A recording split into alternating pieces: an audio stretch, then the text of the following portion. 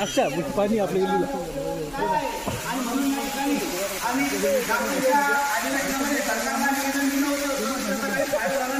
त्यानंतर आम्ही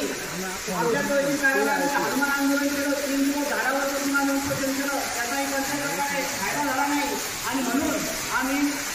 पुन्हा काल अधिवेशनात मुंबईला गेलो परंतु त्या ठिकाणी आम्हाला घरी खेळ करून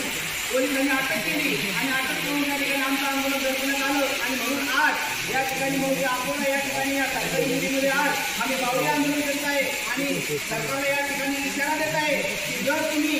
आमचा शेतकऱ्यांचा पूर्ण कर्ज माफ केलं नाही आमच्या शेतकऱ्यांचा सातबारा गोळा केला नाही तर या ठिकाणी जीव गेला तरी चालेल परंतु आता आम्ही तुमच्या नावात येणार नाही आता तुम्हाला आमच्या नावात यावं लागेल आणि शेतकऱ्यांची संपूर्ण कर्जमाफी करावी लागेल. जय